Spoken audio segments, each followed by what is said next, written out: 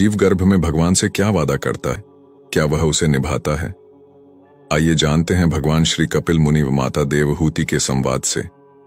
माता देवहूति ने पूछा, मातृ गर्भ में तो जीव को बड़ा सुख मिलता होगा, न सर्दी है, न गर्मी है, न शोक है, न मोह। भगवान कपिल ने उत्तर दिया, यह मत पूछो माता। मां के गर्भ में जीव को जितनी वेदना होती है उतनी न पहले कभी हुई थी उसे और न कभी आगे होगी।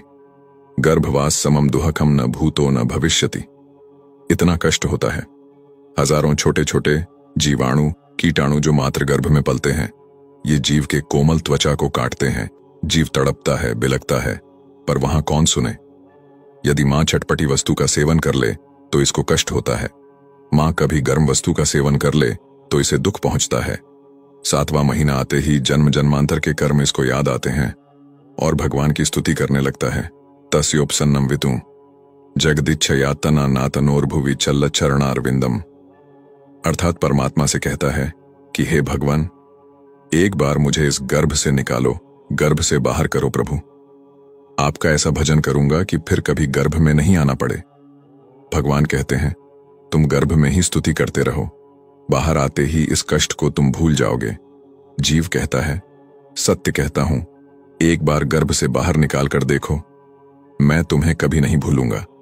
बड़ी बड़ी प्रतिज्ञाएं करता है। 9वां महीना पूर्ण हुआ, 10वां मास आरंभ हुआ और जैसे ही प्रसव की वायु का वेग आया, जीव मातृ गर्भ से तुरंत संसार में आ जाता है। जीव संसार में आते ही प्रभु को भूल जाता है और भक्ति रहित कर्म करके दुख भोगता है। गुरु साधु शास्त्र अनादिकाल से कहते आए हैं, हरि का भजन करो, हरि है तुम्हारा। बाकी तो सब तो झूठ है, फरेब है, धोखा है। बुद्धिमान व्यक्ति ही हरि भजन कर सकता है। श्रीमद् भागवतम में भी यही उल्लेख है। जीव को मातृ गर्भ में इतना पीड़ा होता है कि वह भगवान को स्मरण करने लगता है। सोचिए कि हमें कोई अगर बंद कोठरी के अंदर 1 महीने के लिए रखेगा तो क्या होगा।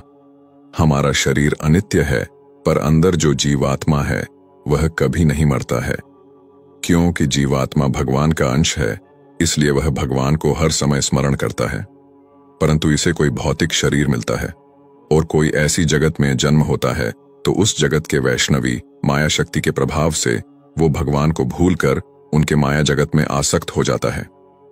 ऐसे ही जब जीवात्मा मातृ गर्भ में होता है तो वह भगवान को स्मरण करता है। फिर जब वो गर्भ से निकलकर संसार में आते ही उसका कष्ट कम हो जाता है। जीवन का उद्देश्य भूलकर समय को व्यर्थ किए जा रहे हैं। हमें समझना होगा कि जीवन प्राप्त क्यों हुआ है।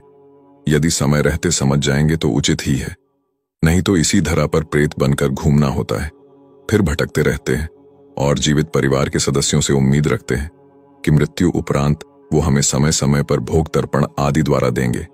लेकिन आज समय बदल गया है। आज का मनुष्य तो जीवित माता पिता को सही से नहीं रखता है। मरने के बाद तो कहां से कुछ करेंगे। इसलिए हमें अपनी यात्रा को इस प्रकार बढ़ा देना चाहिए ताकि मरने के बाद भी किसी की सहायता की आवश्यकता ना पड़े। मृत्यु के बाद यदि अपने ही घर में प्रवेश करने का प्रयास करोगे तो आपके ही परिवार के लोग किसी तांत्रिक से बंधवाकर भूमि में दबवा देंगे। फिर अनंत काल तक मंत्र बंधन में पड़े रहोगे। धन के साथ वो कर्म धन भी अर्जित करे जो मृत्यु के बाद काम आने वाले हैं। मृत्यु के बाद भी जीवन होता है, इसे कोई नकार नहीं सकता। भागवत गीता में भी प्रेतों का वर्णन है। इस दिव्य ग्रंथ में कर्म से संबंधित फल का विस्तार से वर्णन किया गया है। आज समय है, कल तो मात्र पछतावा है।